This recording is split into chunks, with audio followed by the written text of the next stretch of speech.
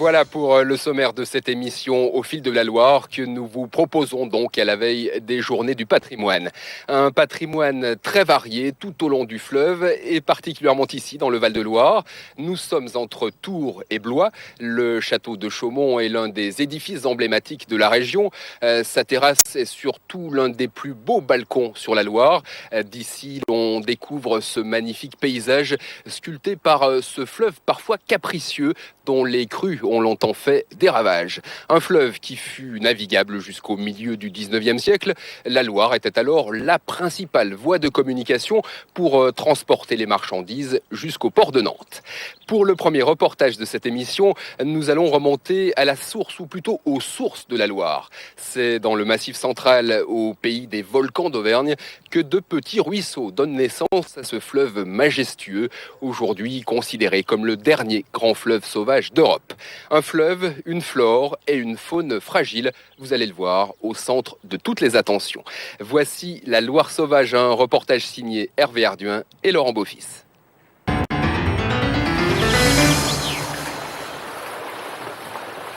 Bon, on va attaquer un peu au-dessus là. Dans le bac. Ok, ça marche. Quelque part au sud du Puy-en-Velay. Nous sommes en Haute-Loire et ces hommes traquent la perle rare. Regarde ou pas? Si c'est à 17, tu gardes, Cédric. C'est la truite fario, l'une des plus sauvages de l'espèce. C'est du poisson parce qu'on est dans le Massif central et que c'est là que, historiquement, avant la dernière glaciation, c'est là que l'espèce s'est trouvée coincée et elle est là. Voilà. C'est un poisson sauvage dans des milieux préservés, dans des sites naturels et on y tient beaucoup. La démarche est scientifique. La pêche est électrique pour éviter de blesser le poisson. Il y en a deux, trois belles dedans. Ici, la fario a bien failli disparaître au profit de la truite d'élevage, relâchée sur le secteur pendant des décennies. La pratique est désormais bannie. Oh, belle. Et la nature reprend progressivement ses droits. 664. La suite se joue sur la berge. 214, 110 grammes. Ces pêcheurs veulent savoir si la truite fario est en passe de retrouver ses caractéristiques d'origine. Ils travaillent en liaison avec l'INRA, l'Institut national de recherche agronomique. Premièrement, je prélève donc un échantillon de la nageoire adipeuse. Voilà. Donc ça, c'est mis dans un microtube, ça part à l'INRA pour l'analyse génétique. La nageoire adipeuse qui est une petite nageoire qu'on ne trouve que chez les salmonidés. Et deuxième prélèvement, ici, un prélèvement d'écailles qui va nous être utile pour déterminer l'âge du poisson. 671. Donc elle mesure 344, 385 grammes. C'est un beau bébé, ça, non? Oui, c'est un joli poisson pour la rivière. Aujourd'hui, ces poissons, bien sûr qu'ils sont nés dans la rivière. Ils sont nés ici. Ils sont donc natifs de cette rivière. Par contre, est-ce qu'ils sont génétiquement comme ils étaient au XVIIe siècle ou s'ils ont été modifiés par... Ça, vous ne le savez pas, ça? Et ça, on est en train de le vérifier. Donc, on va faire l'étude génétique sur ces poissons. On va aller faire l'étude génétique sur les poissons d'élevage et on va comparer les génomes, l'ADN. Et on va pouvoir dire si ce poisson est pur ou ce poisson a été modifié génétiquement. Voilà. La truite fario, un cadeau de la Loire sauvage. Le fleuve prend sa source ici, en Ardèche, au pied du mont Gerbier de Jonc. C'est cet ancien volcan éteint depuis 8 millions d'années. Un site classé pour ses richesses naturelles et sauvages. Tous les ans, 400 000 visiteurs l'escaladent pour tenter de débusquer la source de la Loire.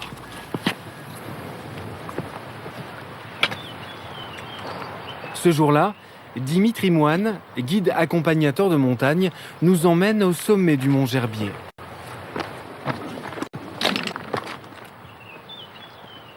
Une demi-heure d'ascension, à même la roche volcanique, pour découvrir à l'arrivée un panorama à couper le souffle et surtout la vérité sur les origines de la Loire.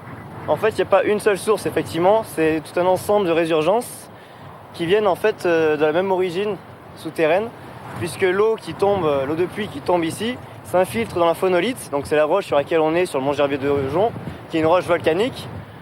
Et elle ressort un petit peu de partout à son pied, pour ensuite ruisseler et tout se rejoindre comme dans un entonnoir, au fond du petit vallon qui est devant nous, pour former réellement la Loire un petit peu plus bas. Au pied du mont, amusez-vous à trouver l'eau.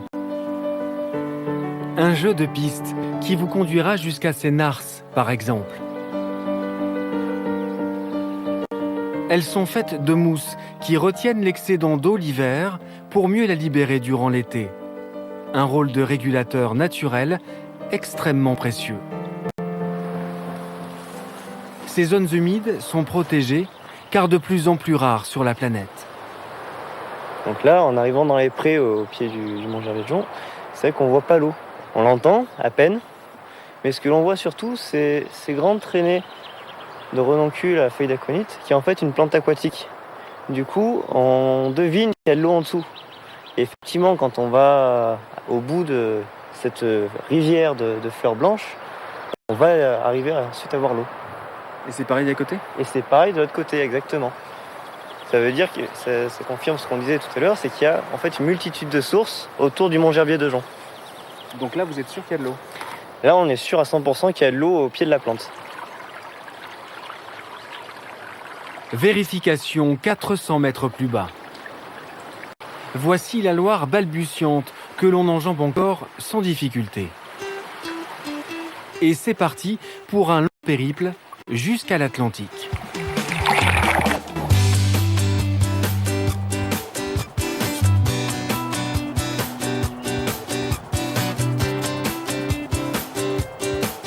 Au départ, la Loire ressemble à un torrent.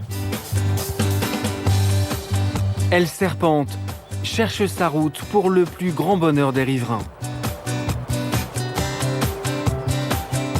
La nature volcanique du sol ne l'avantage pas vraiment et la force parfois à faire carrément demi-tour. Et puis, surprise à l'horizon, la Loire prend soudain des allures de lac. La source n'est pourtant pas très loin, mais le barrage de la Palisse change la donne. Peu de gens le savent, l'eau de la Loire est ici déviée pour produire de l'électricité avant d'être relâchée dans l'Ardèche, direction la Méditerranée. En contrepartie, voici ce dont dispose la Loire pour reconstituer son cours naturel.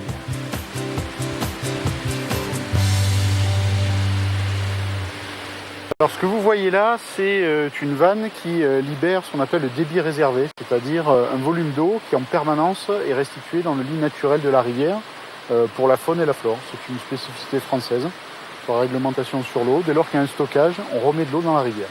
On ne détourne pas toute la Loire, hein. C'est pas la Loire qui vient se jeter dans la Méditerranée. On fait une ponction, on prend une petite partie de l'eau de la Loire ou de différents affluents qu'on stocke. Et ces stocks sont utilisés à la fois pour produire de l'électricité, mais aussi pour soutenir l'alimentation en eau potable et l'agriculture sur le bassin de la Loire et sur le bassin de l'Ardèche. Certains considèrent ce débit réservé comme une énième source de la Loire. Le début d'une nouvelle vie pour un fleuve qui va lentement, mais sûrement se refaire une beauté, sans perdre son côté sauvage.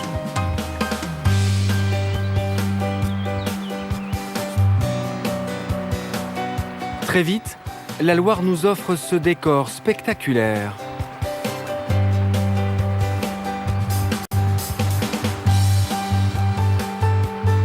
Nous entrons dans les gorges de la Loire.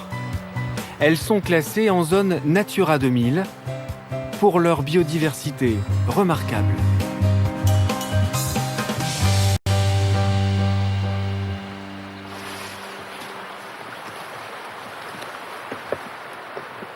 Et ces gorges ont leurs aficionados. Ceux-là sont naturalistes, ornithologues. Sans cesse, ils arpentent les lieux pour surveiller leur évolution. Voilà, magnifique, un crapaud commun énorme. Voilà, un magnifique crapaud. Magnifique, magnifique. Vous avez réagi comme si vous aviez trouvé un trésor. Ben, c'est pas un trésor, mais il fait partie du patrimoine et en tant que tel, il a droit à tout le respect qu'on lui doit, quoi. Hein. Voilà. Étienne Valadier et ses amis sont d'insatiables baroudeurs. Avec leurs jumelles et leur longue vue, ils scrutent sans relâche le paysage. Ici, le spectacle est sur terre, mais pas seulement. Il va s'envoler là-bas. Au sommet des pins. Ah ouais, il est en lisière de forêt, là. En ligne de crête. Le cirquette, c'est un peu l'emblème des gorges qui les présente très, très régulièrement et avec sa grande taille et sa couleur blanche, il est vraiment un oiseau facilement repérable. Ça, il est en position de stationnaire. Voilà, il surveille les reptiles. Donc il peut rester 15-20 secondes comme ceci. C'est notre aigle faucon. Il y a d'autres espèces comme ça ici dans la vallée? Eh ben, on a au niveau des rapaces la chance d'avoir 13 espèces différentes. C'est ce cortège d'espèces et leur densité qu'ils observent dans la vallée qui ont fait que les gorges sont classées en zone Natura 2000 et maintenant l'Europe compte sur nous pour transmettre ce patrimoine. Voilà, ils sont deux maintenant. Ouais, il y a un Milan Royal. Il y a un Milan Royal. Ouais, avec. Les gorges sont en perpétuelle évolution. Il y a les bonnes surprises, comme le retour de la loutre, que l'on croyait disparue à jamais. Il y a une écrevisse, là. Et les mauvaises nouvelles, qui se cachent parfois sournoisement dans le lit de la rivière. Ça y est, je la tiens. C'est quoi? Voilà, c'est l'écrevisse signal, qui est une écrevisse américaine qui n'a rien à faire chez nous. Voilà, et c'est une écrevisse qui se reproduit très très vite, et puis qui bouffe pratiquement tout, quoi. Elle peut aussi bien se nourrir d'alevins, d'œufs que de végétaux en décomposition. On a même trouvé quelquefois cette écrevisse à la sortie des égouts des villes, quoi. Parmi les proies préférées de l'écrevisse signal, Tiens, les voilà. Et là, j'en ai le sonneur à ventre jaune. Là, j'en ai plusieurs. C'est un petit crapaud étonnant. Il y est là, je le vois. Il niche dans cet habitat sculpté par les crues de la Loire. L'espèce est aujourd'hui menacée. Alors, voilà un petit étard de sonneur. Et voilà l'animal adulte. Et si je le retourne, effectivement, on a bien ces couleurs particulières. Et ces couleurs ne sont pas les mêmes d'un individu à l'autre. Donc c'est une espèce aussi qui n'est pas très très commune. Il faut la protéger parce qu'il lui faut vraiment un milieu particulier que sont ces basques pour pouvoir se reproduire. S'il n'y avait pas ces basques, il n'y aurait pas de sonneur à ventre jaune. Et cette espèce-là disparaîtrait, quoi. Voilà, il a regagné ses pénates. Et hop, il passe à l'ombre. Il n'est pas fou, hein. Avec des fêlés comme nous pour rester en plein cagnard. Les gorges de la Loire, un terrain d'observation sans fin, qui a pourtant bien failli être noyé à la fin des années 80. À l'époque, un projet de barrage reçoit l'aval du gouvernement français. Il doit être construit ici, au pied d'un ancien volcan, le cerf de la Fare.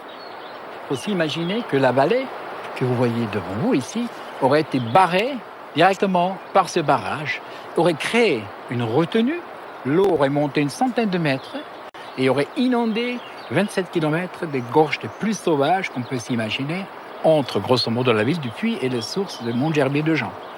Pour vous, c'était pas possible de laisser faire? Non. C'est un barrage pour contrôler le débit d'eau de la Loire, pour alimenter l'agriculture en aval jusqu'à Orléans et pour garantir suffisamment de l'eau pour les centrales nucléaires. Aujourd'hui, on sait faire sans ça. C'est-à-dire, le barrage aurait été inutile. Et de sacrifier des telles gorges, inimaginable. En 1989, la levée de boucliers est immédiate dans la population. Elle décide même d'occuper les lieux, nuit et jour, pour empêcher l'accès aux engins de chantier. Et le combat va durer 5 ans. Les opposants ont peu de moyens, les conditions de vie sont difficiles sur le site.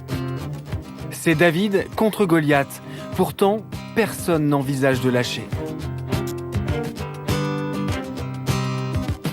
Chacun avait un arbre à protéger. Concrètement, moi, c'était celui-là. J'ai dormi ici, pas tous les jours, mais presque pendant 5 ans. Si on n'était pas à Orléans ou à Paris pour défendre notre cause dans les ministères, etc., On était ici parce qu'il fallait garder ce site. Le projet est finalement abandonné en 1994. Depuis, la vie a repris son cours. Les habitants disent rester vigilants, même si la lutte a porté ses fruits bien au-delà de leurs espérances. On n'a pas que les gorges qui sont sauvées, mais il y a aussi beaucoup de changements dans la pensée des gens, comment il faut gérer une rivière, un fleuve, et dans des milliers de cerveaux et de têtes d'ingénieurs, d'excellents ingénieurs. On a fait sauter beaucoup de barrages parce qu'on a aujourd'hui une autre façon de gérer le fleuve. On doit vivre avec le fleuve, avec ses crues, ses inondations, ses dangers, mais avec toute sa beauté et tout ce qu'elle nous donne, si ce n'est que de l'eau et beaucoup de plaisir et de la biodiversité.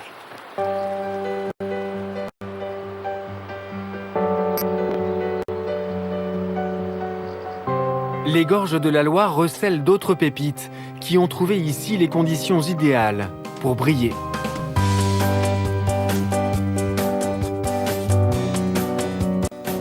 Ce sont ces forteresses qui remontent au Moyen-Âge, les premiers châteaux sur la Loire. Placés sur la route du sel, ils servaient de lieu de péage et de protection pour les riches marchands en route pour l'Europe du Nord.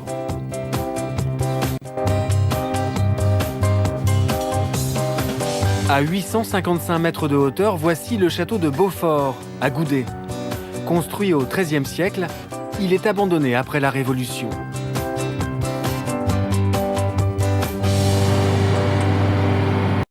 Cet homme est en passe de lui redonner une âme.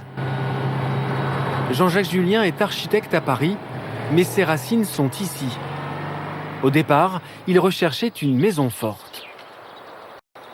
Pourquoi avoir choisi Goudet? Tout simplement parce que mon père passait ses vacances à Goudet quand il était petit. Moi-même, j'y ai passé un certain temps. Ma cousine y habite. Et il est certain que le jour où j'ai appris que ce château était à vendre, il m'a semblé que je ne pouvais pas faire autrement. Et puis ensuite, une fois qu'on l'a acheté, j'ai appelé mon père et je lui ai dit « Tu sais pas, j'ai acheté le château de Beaufort à Goudet. » Et mon père m'a dit « Quoi? Ce tas de cailloux, mais qu'est-ce que tu vas faire de ça ?» Sur ces photos, Beaufort ne ressemble plus à grand-chose effectivement. D'ailleurs, Jean-Jacques Julien ne compte plus les mètres cubes de gravats retirés depuis le début des travaux. Plus on retirait de la terre, plus on descendait. Et puis plus on descendait, plus on s'apercevait que la végétation avait pénétré les pierres, ces souches avaient des racines qui rentraient dans toutes les pierres. Enfin, c'était invraisemblable. Et plus on jointoyait, on descendait, les maçons étaient là, ils jointoyaient, mais ils disaient on va descendre jusqu'où comme ça. Et puis progressivement, vous voyez où on en est aujourd'hui. On est environ, par rapport à la cour qui est là-haut, on est environ 5 mètres plus bas.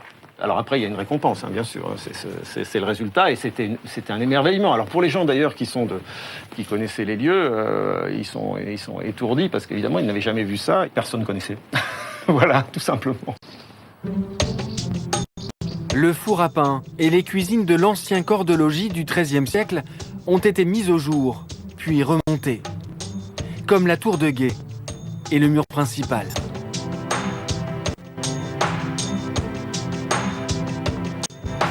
En échange, Jean-Jacques Julien a pu construire son petit nid douillet.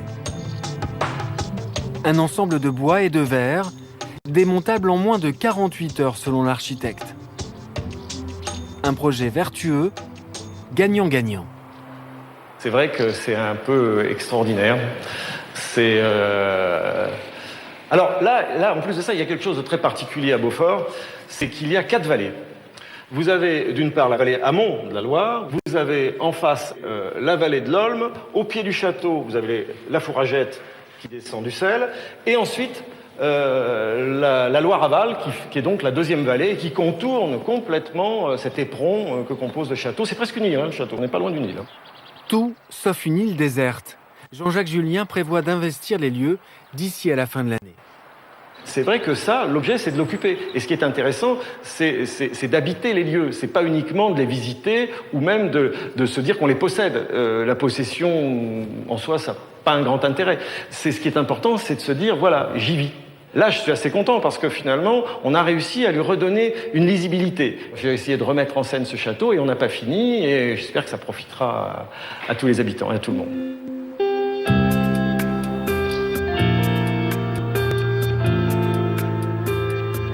À quelques kilomètres de Beaufort, voici un autre joyau architectural de la région. C'est la Loire et ses crues qui ont façonné le site. Blottie au sommet d'un dike volcanique, la forteresse d'Arlande défie le temps. Avec sa chapelle en pierre de pays, restaurée dernièrement.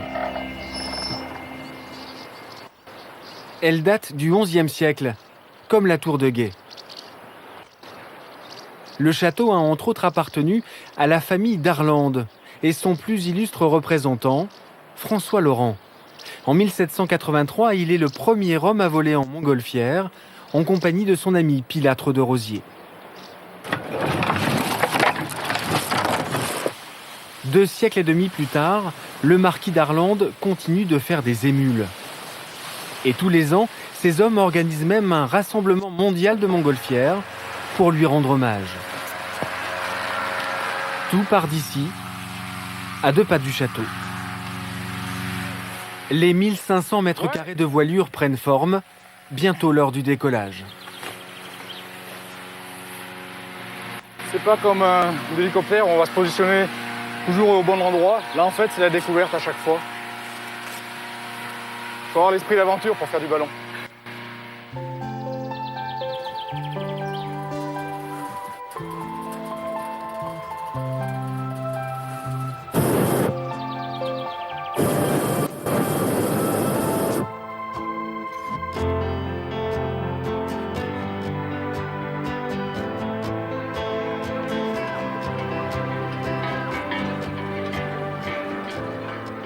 Là, c'est un site magnifique. Des pilotes du monde entier viennent voler ici, vous vous rendez compte, au pied du château du marquis d'Arlande, le premier aéronaute en 1783. Vous pensez à lui quand vous passez là? Ah ben oui, ah oui. Il fallait être fou pour voler à cette époque. Mais peut-être on est fous, nous aussi. En tout cas, on adore ça, c'est une véritable passion. Vous voyez, vous n'allez pas ressortir indemne de ce vol. On vient au bord de la Loire, on va remonter le long de la paroi rocheuse. C'est fantastique.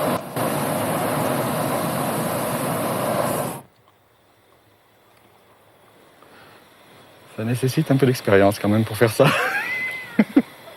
Ouah.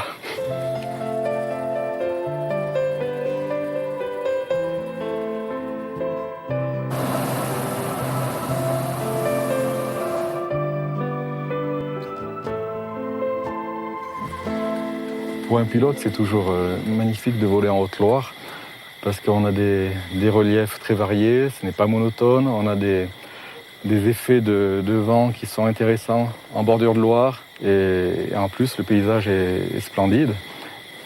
Bon, je peux dire que j'ai fait quand même le tour du monde et quand je reviens ici, je dis c'est bon, c'est pas la peine d'aller plus loin. Et le périple continue. Cap sur un petit village situé au nord du Puy-en-Velay. On arrive tout doucement sur Polignac, donc la forteresse de Polignac que l'on voit en face de nous. En 1783, le roi Louis XVI ne voulait pas autoriser le premier envol.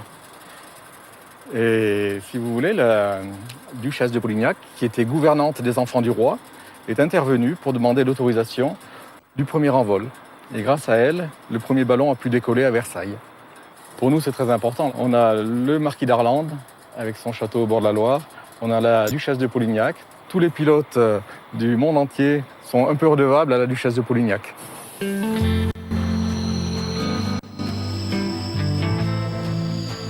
Certains se posent parfois sur la forteresse, le temps d'un hommage, avant de reprendre les ascendances vers d'autres horizons.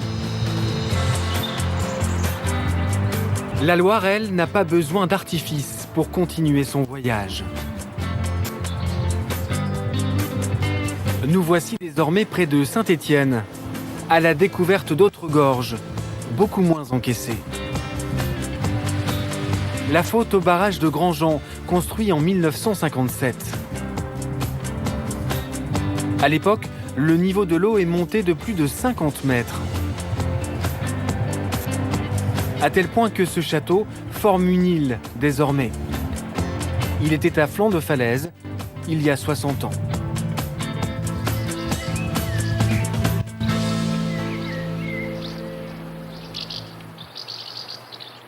Alors c'est toute l'ambiguïté de ce paysage. Ce sont encore des gorges, dans le sens où ici on est sur le plateau de Condamine. On a quand même une pente et des versants assez abrupts. On a quand même des sols très squelettiques avec ces granites qui émergent. Simplement, l'aspect resserré des gorges a disparu et on a ce plan d'eau qui introduit une dimension lacustre qui n'existait pas auparavant. Chaque fois que quelqu'un vient visiter la région stéphanoise, le Stéphanois a à cœur d'amener les personnes ici, parce que ici, on est sur un lieu de nature, ici on a une impression de domination, ici on a un compromis entre un héritage patrimonial, entre un usage du fleuve, et on est dans un secteur de nature protégée. Mais de nature artificialisée, ce n'est pas de la nature naturelle sauvage. Ici, la Loire devient un terrain de sport enfin navigable. Un lieu d'apprentissage et de pratique de la voile sur les 24 km de retenue. N'hésite pas, quand t'as le vent et que ça penche carrément, c'est toi qui fais l'équilibre. Donc tu peux sortir, tu te mets les fesses à l'extérieur ici, les pieds dans les sangles, d'accord? Et tu tires les épaules à l'extérieur. Encore. Allez, encore un peu.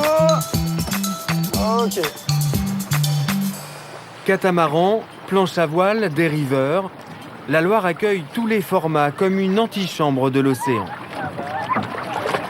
Quand on a le vent du sud, il peut rentrer à la fois dans cette vallée-là et dans une autre vallée qui est là-bas, et on aura un endroit sur l'eau où les vents vont se croiser. Donc au niveau repère qu'on doit donner, nous, par rapport au vent, et construction un petit peu de savoir d'où vient le vent, c'est vrai que c'est super intéressant. C'est-à-dire qu'en mer, on aura un vent qui sera plutôt régulier parce qu'il n'a aucun obstacle. Par contre, ici, on aura plus un vent en fait, qui nous fera des rafales. Donc, c'est pas mal pour l'apprentissage, ouais, carrément. Allez, Clément, tire encore. Voilà. Le site de Grandjean est protégé depuis son classement en 1999. La Loire Plaisir devient villégiature pour la première fois depuis sa source. Le bâti le plus ancien remonte au XIIe siècle, avec l'église de Saint-Victor. Et la pression immobilière ne faiblit toujours pas. Cet homme est le shérif des gorges. Rien n'est détruit ni ne se construit sans son avis. Nous avons élaboré un cahier des prescriptions architecturales après le classement et l'inscription du site. Et ce cahier, qui est une sorte de cahier des charges, permet aux pétitionnaires qui veulent modifier ou construire une maison dans le site protégé des Gorges de la Loire de suivre ce cahier des prescriptions avec un type de tuile, un type d'enduit, un type de menuiserie. C'est un travail de longue haleine. Au début, c'était assez difficile, mais lorsqu'on leur explique à cet ensemble d'habitants qu'ils ont la chance de vivre dans un site protégé et que finalement, en respectant ce cahier des prescriptions, ils mettent en valeur leur propriété, ça se passe pas mal. Les gorges abritent de véritables petits paradis. Prenez ce hameau par exemple. Il est inhabité depuis 30 ans, accessible uniquement par bateau ou par chemin de randonnée. Cette femme vient de l'acquérir. Tour du propriétaire et de la législation avant restauration. À l'origine, c'était des religieux, oui. C'est l'ordre des Camaldules, qui est un ordre dissident des bénédictins, qui a disparu, qui est en fait issu de Toscane au départ, et qui sont implantés ici, à Essalois aussi, qu'après ça a été transformé en ferme, donc c'est des bâtiments de corps de ferme. C'est ça. Et donc il n'y avait pas le barrage, donc en fait ils avaient des pâturages et des vaches. Exactement. C'est-à-dire que l'ensemble de la ferme fonctionnait avec des prés qui descendaient pratiquement jusqu'au bord noir. C'est-à-dire, encore une fois, 40 à 50 mètres en dessous. Et tout le charme maintenant que vous voyez du hameau des Camaldules, il est né un petit peu avec le barrage. Qu'est-ce qui vous a plu le plus quand vous êtes arrivé ici? Le site. Regardez, on se croirait, je sais pas, en Écosse, au Canada. Et on est à 10 minutes de Saint-Étienne. Donc je trouve ça complètement incroyable.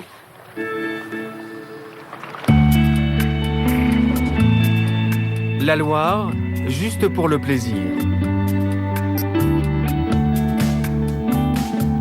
Ici aussi, les gorges sont classées pour leur faune et leur flore, en plus du patrimoine bâti.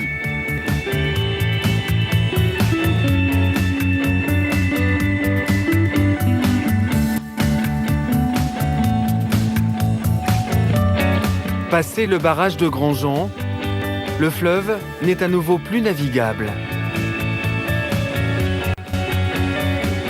Il redevient sauvage. D'autres histoires l'attendent, un peu plus loin.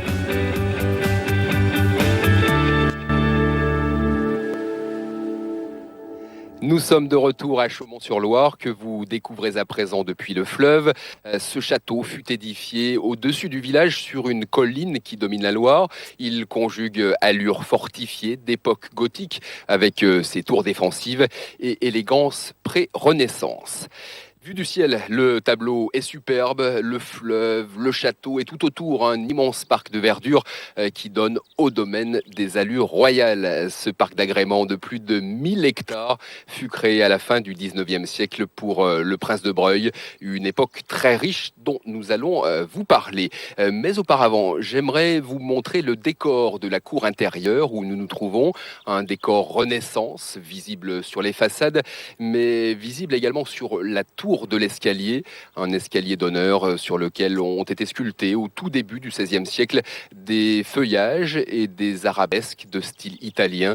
Cet escalier de prestige est d'ailleurs un élément d'architecture que l'on retrouvera quelques années plus tard à Blois et bien sûr à Chambord. Chantal Colleux-Dumont, bonsoir. Bonsoir. Vous êtes la directrice du domaine de Chaumont-sur-Loire. Un mot tout d'abord sur le paysage qui nous entoure. Cette vue, c'est celle qu'ont pu admirer tous les occupants du château, que ce soit Diane de Poitiers, Catherine de Médicis et tous les autres? Absolument. Catherine de Médicis, Diane de Poitiers et toutes les générations qui ont suivi ont pu contempler ce paysage uniformément vert et qui est très rare parce qu'en général, les paysages donnent sur un monde urbain et là, nous sommes face à une campagne qui n'a pas bougé depuis des siècles. Alors, je le disais, Chaumont-sur-Loire a connu une époque très faste au 19e siècle avec l'arrivée ici d'un personnage haut en couleur, c'est la princesse de Breuil. Oui, la princesse de Breuil était une héritière très, très fortunée, héritière des sucres sais, et elle a été fascinée par ce château dont elle est tombée amoureuse quand elle avait 17 ans. Et la même année, elle a épousé le prince de Breuil. Et ce couple assez exceptionnel a magnifiquement développé le château, le domaine, le parc, pour en faire un des hauts lieux de fête de l'Europe des années folles. Oui, effectivement, parce que toute la France, toute l'Europe venait ici pour faire la fête. Il y avait des réceptions exceptionnelles. Oui, absolument. Les rois de l'époque, le roi d'Angleterre, le roi d'Espagne, le roi de Roumanie, le roi du Portugal, venaient ici séjourner pendant des périodes assez longues. Et c'était un lieu de chasse, un lieu de conversation très cultivé, un lieu de fantaisie. On a des souvenirs extraordinaires de cette période extrêmement riche et folle. Alors, nous allons d'ailleurs voir l'une des pièces à l'intérieur du château, c'est le salon. Le décor était impressionnant avec cette cheminée néo-renaissance ornée du célèbre porc-épic en forme de soleil et l'emblème du roi Louis XII. Dans ce salon, l'ambiance était très festive.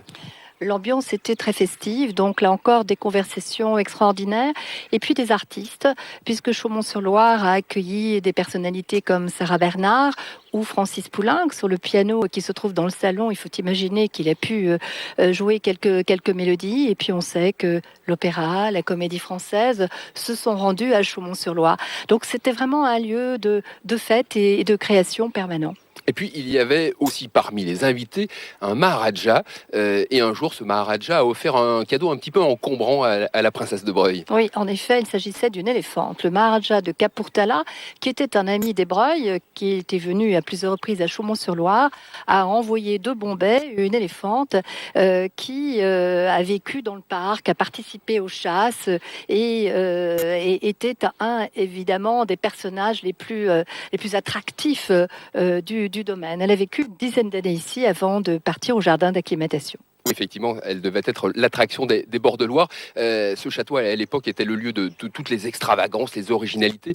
Mais aujourd'hui encore, c'est un haut lieu de création. De nombreux artistes exposent ici, dans les salles du château, mais aussi dans le parc. C'est le cas, par exemple, de l'italien Giuseppe Pennone, avec cet arbre en bronze plus vrai que nature, ce faux châtaignier qui porte sur ses branches de vraies pierres, rappelle la capacité de la nature à s'adapter à tous les obstacles.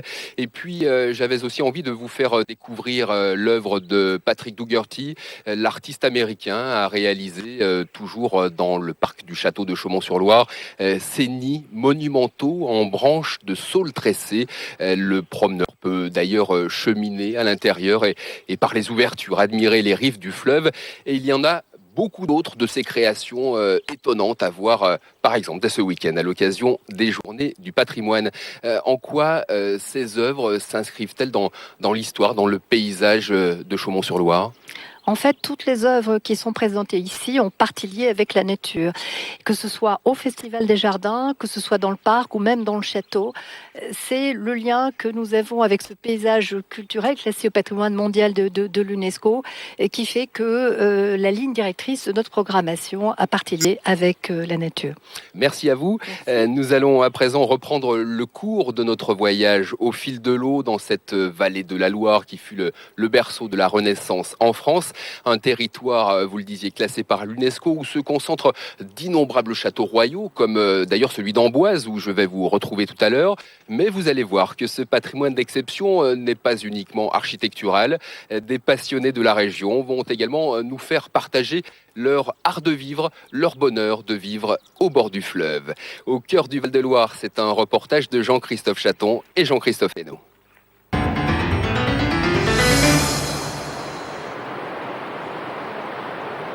Fin d'après-midi, sur les bords de Loire, en plein cœur de Tours.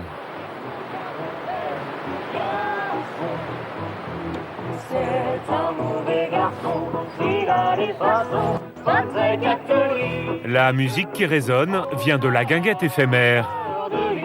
Une guinguette installée sur les quais, au pied du pont Wilson. Le temps de l'été, ce bistrot est le rendez-vous incontournable des Tourangeaux.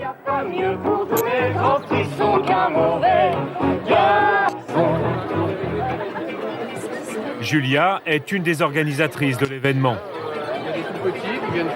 Il y a quelques années, cette ancienne Parisienne a troqué la Seine pour la Loire, sans regret.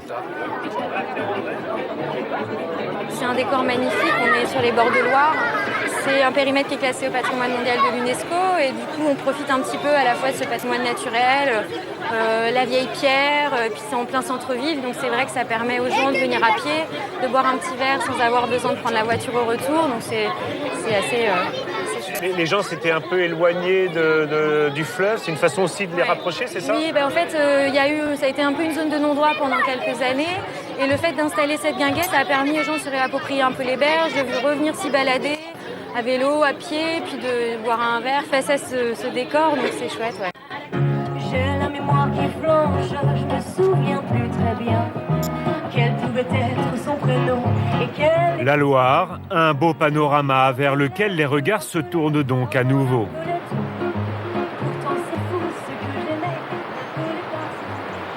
Notre voyage, plusieurs centaines de kilomètres à travers le Val-de-Loire. Une descente du fleuve entre Nevers et Saumur.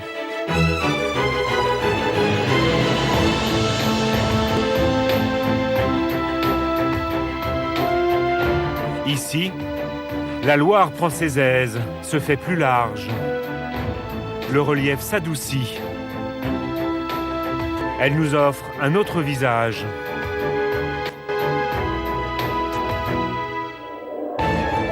Notre première étape, Pouilly-sur-Loire.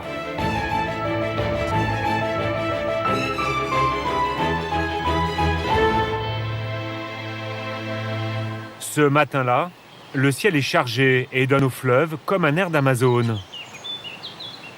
Un temps idéal pour Francis Blanchet, qui va pouvoir s'adonner à son passe-temps favori.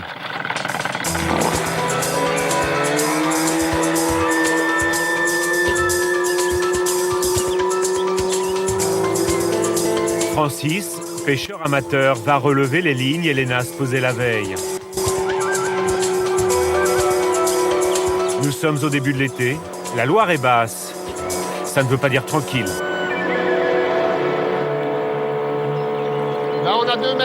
2 mètres d'eau ici. Visiblement, il y a du courant quand même là, non? Là, il y a du courant, là. Elle a une fâcheuse tendance à tout se déplacer de ce côté-là, la Loire. Donc on a énormément de courant du côté Cher. Et côté Nièvre, elle nous abandonne un petit peu. C'est un peu ça qui est dommage. La première ligne est ici, mais apparemment, il n'y a rien dessus. Voilà. En cette période de l'année, le pêcheur espère quelques anguilles, peut-être des cendres. Tous les vifs mangés, mais pas de poisson. Là, j'espérais beaucoup sur celle-là. Cette année, ça ne mord pas du tout. Et c'est dû à quoi? On ne sait pas. Il y a les variations de niveau qui sont très importantes en permanence. Donc ça dérange le poisson. On a beaucoup de sable qui roule, beaucoup de mouvements d'eau. Donc le poisson, il ne sait plus où il est, il faut qu'il se recale. Autour de Pouilly, Francis est le seul autorisé à pêcher avec une barque. Une barque typique, à l'épreuve du fleuve. Est-ce que la Loire est un fleuve plaisant à naviguer comme ça à la barque? Alors, il n'est pas navigable, hein, il est simplement flottable. Tous les bateaux qu'on a sur la Loire, ce ne sont que des bateaux à fond plat, parce qu'on a trop de problèmes de bancs de sable et de branches. Il est très encombré, le lit de la Loire est très encombré. Il y a beaucoup de dangers. Le courant qui vous emmène dans les branches, ça c'est le principal danger. Hein. On est vite pris, et même les plus aguerris tous se sont déjà fait peur. Rien non plus. Et bien voilà, nous avons bien travaillé. Nous avons pris soin de la nature aujourd'hui. En gros, heureusement qu'il y a la vigne et le vin pour faire vivre son homme. Hein. Exactement. Car avant d'être pêcheur, Francis est vigneron.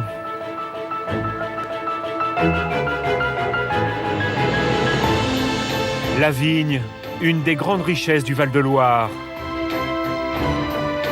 Plus de 60 000 hectares plantés de part et d'autre du fleuve. C'est le 3e vignoble de France.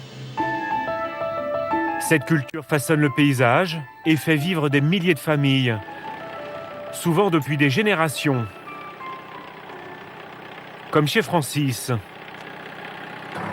Aussi loin qu'il s'en souvienne, on a toujours fait du vin dans sa famille, toujours vénéré cette plante bénie des dieux. Aujourd'hui, à bord de son tracteur, il bine l'une de ses parcelles.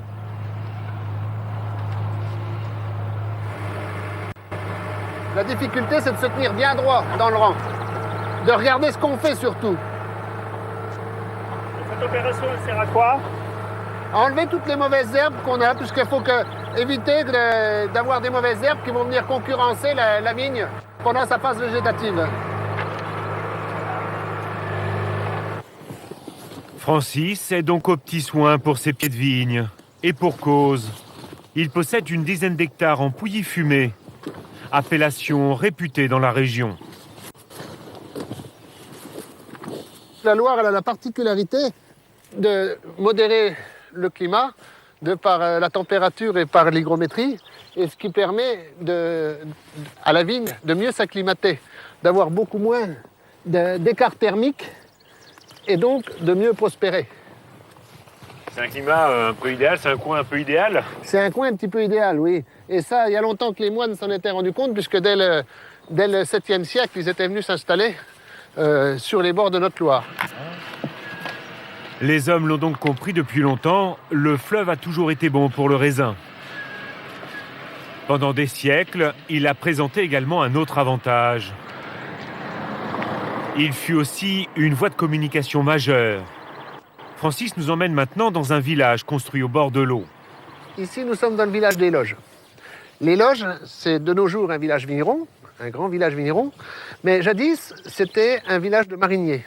C'était ici, du port des Loges, que partaient les raisins, que partait le vin, le bois, la pierre, direction la capitale, par l'intermédiaire de la Loire. Et pourquoi ça s'appelle les Loges, en fait? Alors les Loges, pourquoi? Eh bien, quand on descend, vous remarquez, vous avez une porte, une fenêtre, et on a toute une succession de petites maisons, comme ça, qui servaient de loges pour les mariniers quand ils revenaient de Paris, quand ils revenaient à pied de Paris, eh bien, ils revenaient loger dans ces loges, justement, en attendant la prochaine expédition. De ce passé, le village garde encore des traces. Place des Mariniers, ancre de marine. Au XIXe siècle, les Loges est un petit port typique des bords de Loire. Voilà, donc le port des Loges se situait ici. Dans les derniers vestiges qui nous restent, il nous reste les escaliers qui servaient à embarquer, ainsi que cet anneau, qui est la preuve qu'on avait donc des gros bateaux qui embarquaient d'ici. Des vestiges d'une autre époque, celle de la marine de Loire. Jusqu'à l'arrivée du train, des milliers de bateaux chargés de marchandises naviguaient. Ce temps est aujourd'hui révolu. It's okay for you? Okay. Bye bye. Place maintenant à la plaisance. Nous sommes à la base nautique de Briare, à une 50aine de kilomètres, en aval de Pouilly. Bon, c'est une grosse journée, les clients sont pressés de partir, donc il va falloir y aller. C'est parti. Ok. Ici, on loue des bateaux pour découvrir le Val-de-Loire, côté canal. Et ça marche très bien auprès des étrangers. A long pier with electricity on the right. You make a 8. And to finish, Erwan, le directeur de la base, inculque les notions fondamentales pour bien naviguer et fait la checklist en anglais. after 10 seconds, you have Car cette fois-ci, ses clients sont australiens. and right. Mais le capitaine aura le temps de regarder le paysage parce qu'il y a quand même beaucoup d'instructions à tenir, non? Oui, il aura le temps. Alors au début, il va devoir s'habituer pendant au moins 2 petites heures à la conduite, à tous les voyants et boutons, mais au bout d'une bonne journée, une première journée, une première nuit passée, après il s'est approprié le bateau. Ok, perfect. 1 heure pour tout intégrer et quelques manœuvres pour apprendre à piloter. And you can go on the left, just here. À gauche toute, marche arrière, accostage. On the left. Facile pour Tony qui a déjà de l'expérience. Ok. Cet ancien chauffeur de car a sillonné l'Europe à plusieurs reprises. Neutral. Et l'idée de louer des bateaux lui est venue un jour en découvrant Amsterdam. Et pourquoi les canaux en France? Mais quelle question! C'est comme si vous me demandiez où on peut croiser des kangourous. Si vous voulez faire des canaux, il faut venir en France. C'est fantastique. J'en ai parcouru beaucoup, mais les canaux français ont vraiment du charme. Vous vous arrêtez n'importe où, la nourriture est toujours bonne, et le vin aussi. Enfin, disons qu'il y a quelques années, vos vins étaient presque aussi bons que les nôtres. Be a good captain, hein? Don't break my boat. I won't break your boat. Bye bye.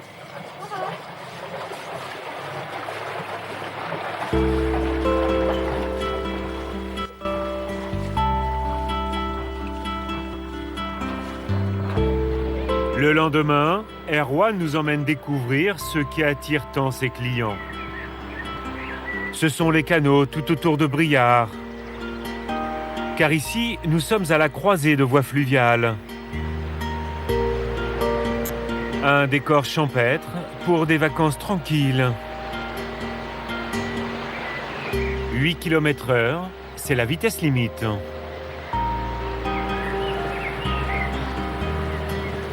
Donc là, on est en train de naviguer actuellement sur le canal latéral à la Loire. Donc la Loire, elle est située à notre gauche, à peu près à 500 mètres. Le canal latéral à la Loire, c'est un canal qui a été fabriqué, plutôt construit au 19e siècle, entre 1822 et 1838. Il était surtout utilisé à l'époque pour le commerce, mais maintenant, donc, c'est le tourisme qui prime. Et pourquoi avoir creusé un canal latéral à la Loire Tout simplement parce que la Loire n'est pas navigable, et était trop dangereuse aussi à l'époque. On ne sait jamais quand elle va se mettre en crue ou pas, donc ils ont pris la décision de construire ce canal, qui est dans le prolongement du canal de Briare. Dans une même image, le fleuve à gauche et à droite, le canal latéral à la Loire, ouvert en 1838, après 15 ans de travaux pharaoniques. Il sillonne sur 200 km et recèle quelques trésors, comme cet édifice exceptionnel, un chef-d'œuvre du génie civil. Voici le pont-canal de Briare, qui permet de franchir la Loire en bateau et à 10 mètres de hauteur.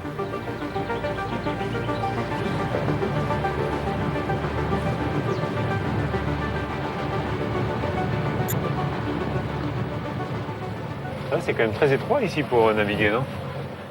Ouais. C'est très étroit. Bon là ça va parce qu'il n'y a pas encore trop de vent. Mais quand on a un petit vent latéral, c'est pas évident. Pas évident du tout. Vous trouvez ça beau? Ouais, on a l'impression de se balader à Paris. Enfin, je sais pas ce que vous en pensez, mais c'est marrant. On se balade à Paris, puis on a des bateaux qui passent. C'est sympa. Erwan ne croit pas si bien dire. Les 14 piliers de l'ouvrage sont de Gustave Eiffel. Et les caissons qui contiennent l'eau sont réalisés par la société Dédé et Pilet, à qui l'on doit le pont Mirabeau et le Grand Palais de Paris. Surprenant encore, depuis son inauguration en 1896, cet édifice de 662 mètres restera le plus long pont canal du monde jusqu'en 2003. Les hommes construisent utiles, ils bâtissent également pour le prestige. C'est particulièrement vrai en Val-de-Loire. Au fil de l'histoire, les architectes vont rivaliser de créativité pour honorer les souverains de France.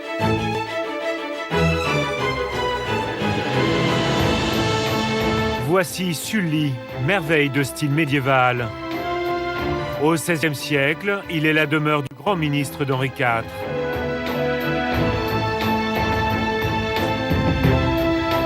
Il y a également le féerique Chenonceau, bâti sur le Cher. Il est le palais de Diane de Poitiers et de Catherine de Médicis. Incontournable encore, Chambord, désiré par François Ier. Ce roi aimait les arts. Il laisse à la postérité l'un des plus beaux châteaux de France. François Ier, qui installe dans son royaume Léonard de Vinci. L'artiste réside pendant des années sur les bords de Loire. Il y est même enterré, ici, dans cette chapelle du château d'Amboise.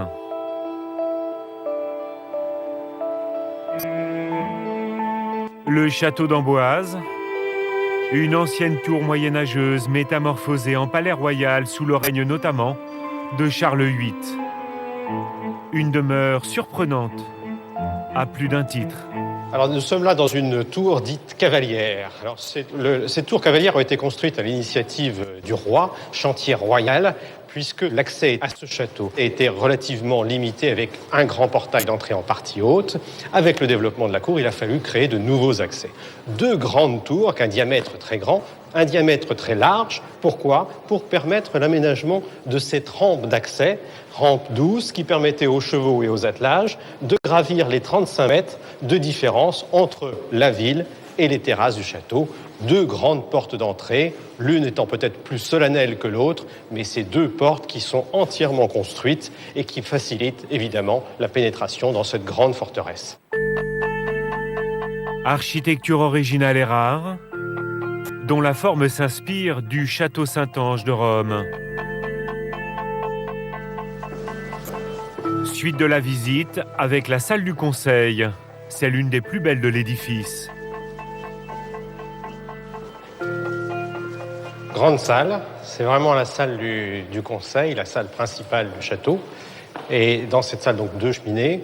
Et puis, un élément évidemment surprenant, c'est que ce château, on l'a vu à l'extérieur, il est entièrement bâti en pierre. Et à l'intérieur, en fait, il est en briques. Ce château donc, a un double appareillage, briques et pierre. La pierre, c'était vraiment l'effet visuel, le matériau noble par excellence. La brique, c'est le confort. Et donc, on a utilisé ces doubles matériaux pour Amboise.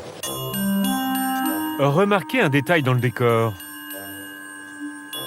L'omniprésence du lys royal et de l'hermine bretonne. En 1491, Charles VIII épouse Anne de Bretagne. Point de départ du rattachement du duché au royaume de France. À côté de la salle du Conseil, nous entrons maintenant dans les appartements privés du roi. Donc on a vraiment là une pièce ici avec un décor fixe, et un décor fixe qui est plutôt autour de la vie quotidienne, et notamment des usages de table. La table, c'est important. C'était important aussi à la table du roi, et avec deux jolis meubles de table que l'on a ici, qui sont des tables françaises dites à l'italienne avec ce système de rallonge et des incrustations de bois noir comme du bois d'ébène, ce qui a donné évidemment le nom d'ébénistes, puisque ce sont ceux qui fabriquaient les meubles. À la différence de ceux qui faisaient les travaux de menuiserie, les menus travaux du bois qui ont donné les menuisiers. Au fil des siècles, nombre de personnalités séjournent à Amboise, certaines contre leur gré. Voici l'émir Abdelkader, qui lutta contre la France, venue coloniser l'Algérie. Arrêté, il est emprisonné dans ce château en 1848. Libéré 4 ans plus tard par Napoléon III, l'émir quitte alors la France pour Damas et laisse derrière lui quelques membres de sa suite, morts pendant leur captivité.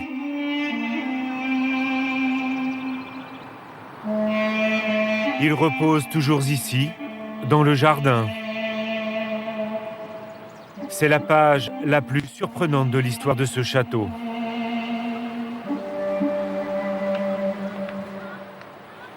Amboise toujours, mais pour les fureurs du fleuve.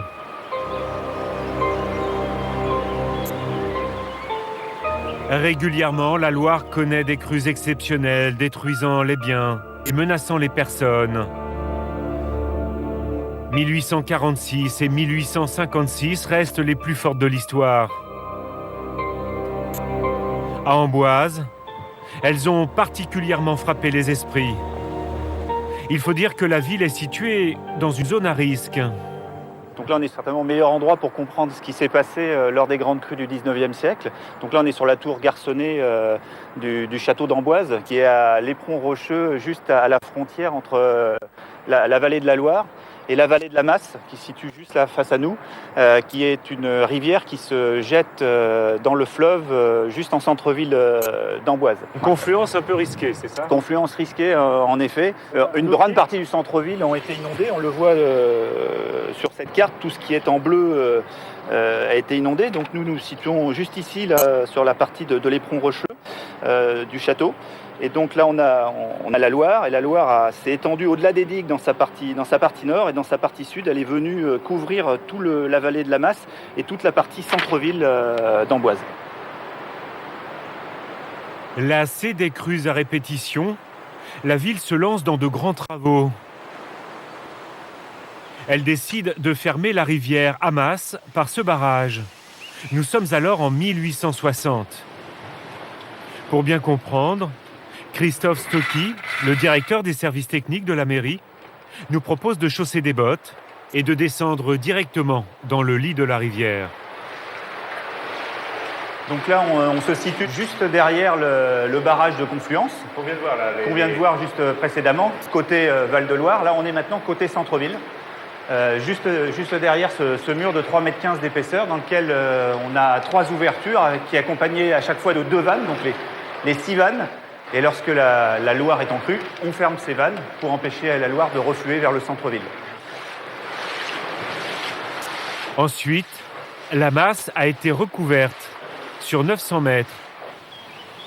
Et pour éviter que la rivière ne déborde, un tunnel de dérivation permet de détourner le surplus vers la Loire. Dispositif triangulaire et ingénieux. Ça a été fait donc entre 1860 et 1866. Dispositif qui a d'ailleurs montré ses preuves, étant donné qu'on a eu une autre grande crue majeure en 1866 et que le centre-ville d'Amboise a été épargné. Donc comme quoi le dispositif a bien fonctionné. 150 ans après, ça fonctionne toujours. Ça fonctionne toujours, le génie civil est vraiment, comme je vous disais, impeccable. Les pierres n'ont pas bougé, les joints, j'ai l'impression que ça a été fait hier. C'est vraiment des ouvrages d'une grande qualité.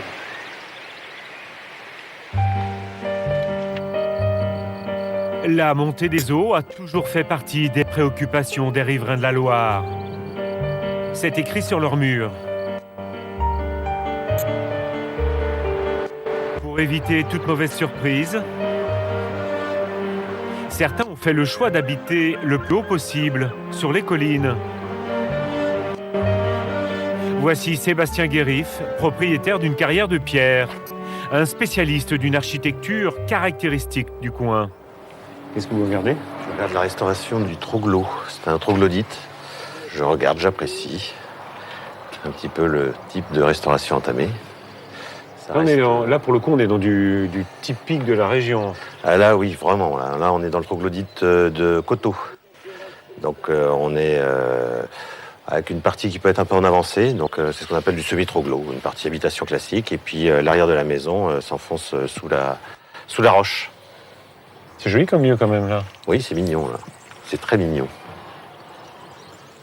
On est en dehors du temps, je trouve. À Saint-Cyran, ah oui, d'accord, oui. La personne qui restaure cette maison vit juste à côté. Je faisais partie de l'association des amateurs respectueux du monde souterrain. Ouais, d'accord. Il s'appelle Daniel et c'est un fou des maisons troglodytes. On l'a acheté, ça fait... Il accepte de nous montrer son futur home sweet home. Quand on l'a acheté, c'était une boule de végétation. Ouais. On voyait rien autour. On l'a acheté un petit peu à l'aveugle, quoi, et puis on a été surpris quand on a découvert le volume qu'il pouvait y avoir à l'intérieur. Sa femme et lui ont acheté cette bâtisse il y a 3 ans maintenant. On commence à reprendre tourner. À l'origine, il y avait un plancher aussi ici, mais bon, il a fallu, on aurait bien voulu le conserver, mais les poutres étaient vraiment trop tordues, le plancher était, bon, c'était pas le pire. Ici, ça sera ma chambre, au-dessus, ça sera un rangement, et la chambre de madame sera derrière une porte à côté. On peut aller voir? Sur une mezzanine, bien sûr. Hein. Mais qu'est-ce que c'est joli, hein? Et donc là, ça va être? Alors la chambre de madame va être au-dessus dans la mezzanine. Dessous, ça sera la cuisine. Mine de rien, en optimisant l'emprise au sol et la hauteur sous plafond, Daniel dispose d'une centaine de mètres carrés. Et toutes les astuces sont bonnes pour gagner de la place et de la lumière. Renforcer un petit peu le rocher. Vous regardez ça d'un œil intéressé, là? Oui, non, parce que j'aime bien les jeux de volume. Moi, j'adore ça. Le troglo, c'est le cœur de la terre. C'est nos origines un petit peu. Oui. Et puis au fil du temps, on a toujours trouvé la sécurité en étant dans une masse de rochers.